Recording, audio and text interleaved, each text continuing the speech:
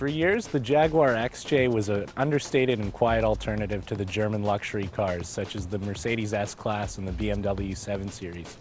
Unfortunately, people stopped becoming interested in understated, and over-the-top and ostentatious is now in fashion.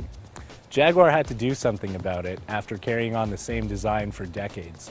So when they redesigned the XJ a couple of years ago, they came up with this. The new XJ is about as far away from the old car as you can get. Whereas the old car was more of a British button-down type of design that stayed the same for a few decades, this car looks like something that a French or Italian manufacturer would design. Rather than go with the traditional 4-round headlights of the XJ, Jaguar decided to go with the typical HID projector lights that you see on basically every luxury car in this segment.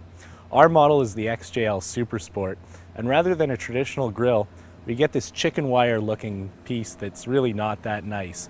Up close you can actually see it's plastic, which is a little embarrassing on a $100,000 car.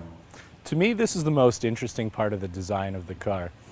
It's very untraditional, very not Jaguar-like. The back end is also very blunt. It's got this sloping roofline that's almost like a Citroen C6, which is a model that's not sold here, but really pioneered this sort of hatchback profile.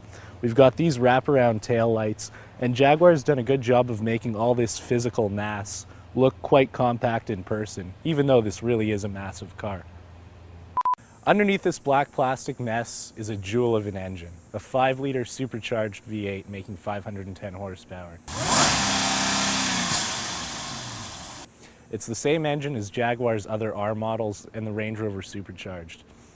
Unlike in the Jaguar XKR, which is more of a muscle car, this engine feels much more linear with the power delivery. There's no axle hop or rear end shake. It just moves the car straight down the road faster than you can imagine. As nice as the Jaguar XJ is to drive, this is really where you want to be. The back seat just has acres of legroom and every possible amenity. As you can see, we've got the lacquered tray tables, the cigar holder, the cup holders, the purple velvet lining inside the cup holders, 2 sunroofs, your own climate control system.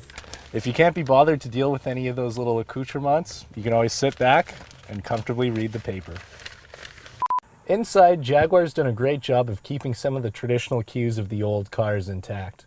Little things like the analog clock, the soft leather lining the dashboard and the center console, and the wood paneling in the doors and the dashboard are still here. On the other hand, the gauges are all digital and everything is controlled through a touchscreen in the center console.